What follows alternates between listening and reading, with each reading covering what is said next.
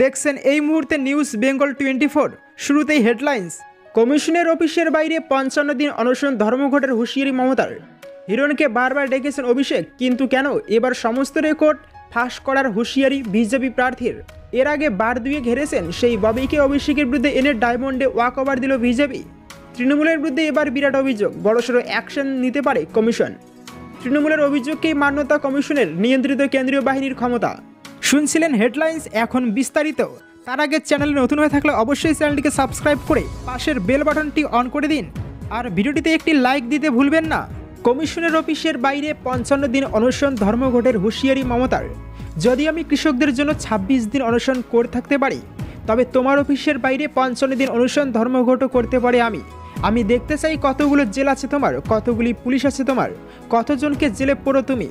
বহুবার নিগৃহীত হয়েছে আমি জানি কি করে লড়তে হয়। আমি ভীরু কাপুরুষ নই। মনে রেখো, শুক্রবার প্রথম দফা ভোটের আগে প্রচারের শেষ লগ্নে আরও ঝাঁজ বাড়িয়ে তীব্র আক্রমণ মমতা বন্দ্যোপাধ্যায়। এদিন কোচবিহারের রাসমেলা ময়দানে নির্বাচনী জনসভা করেন মুখ্যমন্ত্রী, পাশাপাশি আলিপুরদুয়ারে জনসভা করেন। এদিন জনসভা থেকে মুখ্যমন্ত্রী নির্বাচন কমিশনের ডিআইজি মুর্শিদাবাদকে সরিয়ে দেওয়ার সিদ্ধান্তেরও কঠোর সমালোচনা করেন। প্রসঙ্গত ভোটের মুখে এদিন আরও এক পুলিশ কর্তাকে সরায় কমিশন। মূলত কংগ্রেসের অভিযোগের ভিত্তিতেই সরিয়ে দেওয়া হয়েছে ডিআইজি মুর্শিদাবাদকে। অধীর চৌধুরী অভিযোগ করেন যে তিনি মমতার হয়ে কাজ করছেন, তারপরই তাকে সরিয়ে দেওয়ার সিদ্ধান্ত কমিশনের, যদিও কোনো কারণ উল্লেখ করেননি কমিশন। আইপিএস মুকেশ শর্মাকে সরিয়ে দেওয়া হয়েছে ভোটের যাবতীয় কাজ থেকে। এই নির্দেশের পরই জনসভা থেকে নির্বাচন কমিশনকে এক হাত নেন মমতা। নির্বাচন কমিশনের অফিসের সামনেই অনশন ধর্মঘটে বসার হুঁশিয়ারি দেন তৃণমূল নেত্রী মমতা। তোপ দাগেন শুধুমাত্র বিজেপির কথায় ভরসা করে ডিআইজি মুর্শিদাবাদকে সরানো হলো। এখন মুর্শিদাবাদ ও মালদায় যদি দাঙ্গা বাঁধে, তাহলে কমিশন দায়ী থাকবে। কমিশনের বিবৃতির উপর ভিত্তি করে বলা যায়, বিজেপি যাতে হিংসা ছড়াতে পারে সেই জন্যই ইচ্ছে করে অফিসারদের সরানো হয়েছে। যদি একটা দাঙ্গা বাঁধে, তাহলে কমিশন দায়ী থাকবে, কারণ আইন শৃঙ্খলা এখন কমিশনের হাতে। এর আগে বার দুয়ে ঘেরেছেন সেই ববিকে অভিষেকের বিরুদ্ধে এনে ডায়মন্ডে ওয়াক ওভার দিল বিজেপি। অভিজিৎ দাস ওরফে ববি ডায়মন্ড হারবার লোকসভায় বিজেপির প্রার্থী। এর আগে 2009 ও 2014 সালে এই কেন্দ্র থেকে দাঁড়িয়ে হেরে যান তিনি। তাকেই ফের একবার ডায়মন্ডের বিদায়ী সাংসদ অভিষেক বন্দ্যোপাধ্যায়ের বিরুদ্ধে টিকিট দিল গেরুয়া শিবির। রাজনৈতিক মহলের একাংশের দাবি, তুলনামূলক দুর্বল প্রার্থী দিয়ে ডায়মন্ডে কার্যত ওয়াক ওভার দিল বিজেপি। আসন্ন লোকসভা নির্বাচনে 41 জন প্রার্থীর নাম ঘোষণা করে বিজেপি, বাকি ছিল শুধু ডায়মন্ড হারবার। অভিষেক বন্দ্যোপাধ্যায়ের মতো হেভিওয়েট প্রার্থীর বিরুদ্ধে কাকে টিকিট দেবে গেরুয়া শিবির, তা নিয়ে রাজনৈতিক মহলে নানান জল্পনা চলছিল। অবশেষে সোমবার বিজেপি ঘোষণা করল, ডায়মন্ড হারবারে অভিষেক বন্দ্যোপাধ্যায়ের বিরুদ্ধে লড়বেন অভিজিৎ দাস ওরফে ববি। 2009 সালে যখন ডায়মন্ড হারবার থেকে প্রথমবার ভোটে লড়েন অভিজিৎ, সেবার তৃণমূলের প্রার্থী ছিলেন প্রয়াত সৌমেন মিত্র। অভিষেক বন্দ্যোপাধ্যায় নন। অভিজিতের প্রাপ্ত ভোট ছিল মাত্র 37,000। বিজেপি ছিল তৃতীয় স্থানে। 2014 সালে অভিষেকের বিরুদ্ধে দাঁড়িয়ে প্রায় 2 লক্ষ ভোট পান ববি। বিজেপি যদিও থেকে যায় তৃতীয় স্থানেই। 2019 লোকসভায় ববিকে আর টিকিট না দিয়ে নিরঞ্জন রায়কে প্রার্থী করে বিজেপি। তিনি প্রায় 4 লক্ষের বেশি ভোট পান এবং বিজেপি উঠে আসে দ্বিতীয় স্থানে।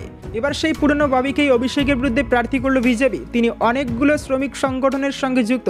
তৃতীয়বার ডায়মন্ড হারবার কেন্দ্র থেকে তিনি লড়বেন, পারবেন এবার তৃণমূলের সেকেন্ড ইন কমান্ডকে হারাতে। হিরণকে বারবার ডেকেছেন অভিষেক, কিন্তু কেন এবার সমস্ত রেকর্ড ফাঁস করার হুঁশিয়ারি বিজেপি প্রার্থীর। যত এগিয়ে আসছে লোকসভা নির্বাচন, ততই বাড়ছে রাজনৈতিক আক্রমণ।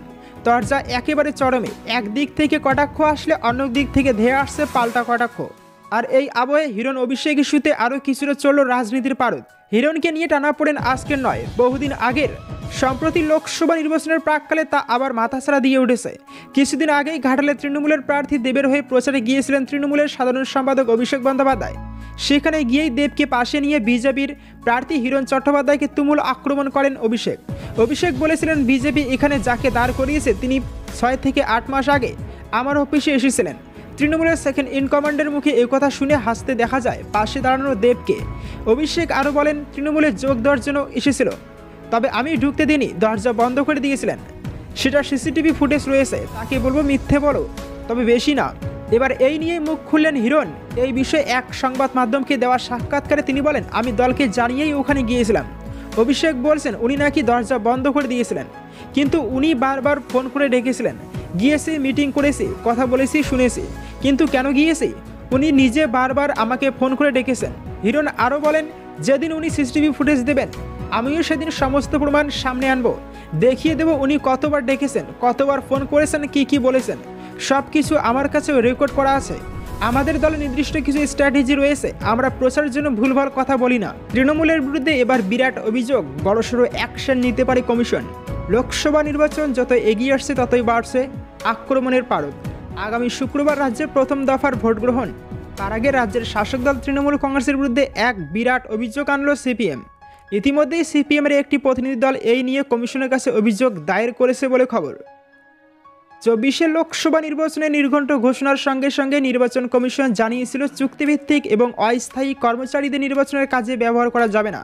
দেশের মুখ্য নির্বাচন কমিশনার রাজীব কুমার নিজে এই নির্দেশ দিয়েছিলেন, তবে তৃণমূল সেই নির্দেশ অমান্য করেছে বলে অভিযোগ তুলেছে সিপিএম। তাদের দাবি, রাজ্যে চুক্তিভিত্তিক কর্মীদের ভোট প্রশিক্ষণের কর্মশালায় কম্পিউটার ব্যবহার সম্বন্ধিত প্রশিক্ষণ দেওয়া হচ্ছে। সরকারি কর্মচারীদের ভোটের কাজে ব্যবহার করা নতুন কিছু নয়, তবে সরকারি সংস্থার অস্থায়ী এবং চুক্তিভিত্তিক কর্মচারীদের ভোটের কাজে ব্যবহার করা যাবে না, এটা স্পষ্ট জানিয়ে দিয়েছিল নির্বাচন কমিশন। তৃণমূল সেই নির্দেশ অমান্য করেছে। এই অভিযোগ নিয়ে সোমবার কলকাতার মুখ্য নির্বাচন আধিকারিকের সঙ্গে দেখা করেন সিপিএমের 4 সদস্যের একটি প্রতিনিধি দল। সেই দলে ছিলেন রবিন দেব, শ্রমিক লাহিড়ীর মতো নেতারা। সিপিএমের দাবি, তৃণমূলের কর্মীদের চুক্তিভিত্তিকভাবে নিয়োগ করে তাদের ভোটের জন্য প্রশিক্ষণ দেওয়া হচ্ছে। শুধু তাই নয়, নির্বাচনের রাজ্যে শাসক দলের হয়ে যে সংস্থা কাজ করছে তাদের কর্মচারীদের মাধ্যমেই জেলায় জেলায় ভোটকর্মীদের প্রশিক্ষণ দেওয়া হচ্ছে। রবিন দেবদের অভিযোগ, অটো, বাসের মতো গণপরিবহনে ভোটের হোর্ডিং লাগানো হচ্ছে, অথচ নিয়ম বলছে বাণিজ্যিক কোনো যানবাহনে যদি নির্বাচন প্রচার করা হয় তাহলে তার আয়কে নির্বাচনী ব্যয় হিসেবে ধরা উচিত। এদিন পূর্ব মেদিনীপুরের অতিরিক্ত জেলা শাসকের বিরুদ্ধে অভিযোগ করেছে সিপিএম। তিনি তৃণমূলের হয়ে কাজ করছেন বলে দাবি শ্রমিক লাহিড়ীদের। সব মিলিয়ে জোড়াফুল শিবিরের বিপক্ষে একগুচ্ছ অভিযোগ এনে এদিন নির্বাচন কমিশনের দ্বারস্থ হয়েছে সিপিএম। এবার কমিশন কি পদক্ষেপ নেয় সেদিকে নজর সকলের। উল্লেখ্য, 24 নির্বাচন যাতে সুষ্ঠুভাবে হয় সেই জন্য একাধিক পদক্ষেপ গ্রহণ করেছে নির্বাচন কমিশন। সম্প্রতি যেমন কেন্দ্রীয় বাহিনীর জওয়ানরা কি করতে পারবেন, কি করতে পারবেন না সেই বিষয়ে এক নির্দেশিকা জারি করা হয়েছে। কোন পরিস্থিতিতে কেন্দ্রীয় বাহিনী গুলি চালাতে পারবে সেই বিষয়ে স্পষ্ট উল্লেখ করা হয়েছে সেখানে। তৃণমূলের অভিযোগকেই মান্যতা কমিশনের নিয়ন্ত্রিত কেন্দ্রীয় বাহিনীর ক্ষমতা। বাংলার বুকে 21 বিধানসভা নির্বাচনের সময় উত্তরবঙ্গের কোচবিহার জেলার শীতলকুচি বিধানসভা কেন্দ্রের একটি বুথের মধ্যে দাঁড়িয়ে থাকা নিরীহ ভোটারদের লক্ষ্য করে বিনা কারণেই গুলি চালিয়েছিল কেন্দ্রীয় বাহিনী। সেই ঘটনায় মারা যায় 4 জন। সেই ঘটনায় বাংলার জনমানুষে প্রভাব তো ফেলছিলই, দেশের রাজনীতিতেও তার ছাপ পড়েছিল। 24 নির্বাচনের সেই ধরনের ঘটনা যাতে আর নতুন করে না হয়, অন্তত বাংলার বুকে এবার তার জন্য পদক্ষেপ করল জাতীয় নির্বাচন কমিশন। ভোট কেন্দ্রে মোতায়েন থাকা কেন্দ্রীয় বাহিনীর তরফে গুলি চালানোর ক্ষেত্রে বিশেষ নিয়ন্ত্রণ আরোপ করেছে কমিশন। প্রাথমিকভাবে জানা গিয়েছে, শীতলকুচির ঘটনা থেকে শিক্ষা নিয়ে কমিশনের এহেন পদক্ষেপ যা বাংলা জুড়েই লাগু হচ্ছে। রাজ্যের মুখ্য নির্বাচনী আধিকারিক বাংলার প্রতি জেলার নির্বাচনী আধিকারিকের কাছে পাঠিয়েছেন কেন্দ্রীয় বাহিনীর আচরণবিধি সংক্রান্ত একগুচ্ছ নির্দেশিকা। তাতেই বিষয়টি পরিষ্কার করে জানানো হয়েছে, নির্বাচন কমিশন বাংলার জন্য যে বিশেষ সাধারণ পর্যবেক্ষক এবং বিশেষ পুলিশ পর্যবেক্ষক নিয়োগ করেছে, এই আচরণবিধি যে তাদের নির্দেশ মতোই তৈরি তারা উল্লেখ করেছেন রাজ্যের মুখ্য নির্বাচনী আধিকারিক। নবান্ন সূত্রে জানা গিয়েছে, শীতলকুচির ঘটনার জেরে এবার বিশেষ সতর্কতামূলক ব্যবস্থা নেওয়া হয়েছে। কেন্দ্রীয় বাহিনী কি করতে পারবে এবং কি করতে পারবে না তার জন্য তৈরি করা হয়েছে একটি পৃথক তালিকা। তাতে প্রথমেই গুলি চালানোর বিষয়টি তুলে ধরা হয়েছে। সেখানে বলা হয়েছে, নির্বিচারে গুলি চালানো যাবে না, একমাত্র নিজেদের সুরক্ষা এবং ভোটকর্মী ও ইভিএম নিরাপত্তার শেষ অস্ত্র হিসেবেই গুলি চালানো যাবে। একই সঙ্গে ভোটের ডিউটিতে বাংলায় আসা কেন্দ্রীয় জওয়ানদের জন্য যে নির্দেশিকাগুলি রাজ্যের মুখ্য নির্বাচনী আধিকারিক পাঠিয়েছেন তা ইংরেজি ও হিন্দিতে ছাপাতে বলা হয়েছে। নির্দেশিকার সংবলিত লিফলেট ছাপিয়ে তা জওয়ানদের মধ্যে বিলি করতেও বলা হয়েছে। আর সেই কাজ করতে বলা হয়েছে জেলা পুলিশ ও সুপার এবং কমিশনারদের তত্ত্বাবধানে। গুলি চালানোয় নিয়ন্ত্রণের পাশাপাশি আরও কিছু গুরুত্বপূর্ণ নির্দেশ দেওয়া হয়েছে জওয়ানদের, যেমন তারা যেন কোনো প্রলোভনে পা না দেন, ভোটকর্মী বা অন্য কারো কাছ থেকে চা, সিগারেট প্রভৃতি কোনো কিছু গ্রহণ না করেন, কারোর প্রতি অনাবশ্যক বন্ধুত্বপূর্ণ আচরণ করা যাবে না, খারাপ ভাষার ব্যবহার কিংবা অপ্রয়োজনে জুলুমও করা চলবে না কারো উপর। একই সঙ্গে বিশেষ কোনো জনগোষ্ঠী, জাতি প্রভৃতির সঙ্গে অন্তরঙ্গতা প্রদর্শনেও নিষেধাজ্ঞা জারি করা হয়েছে।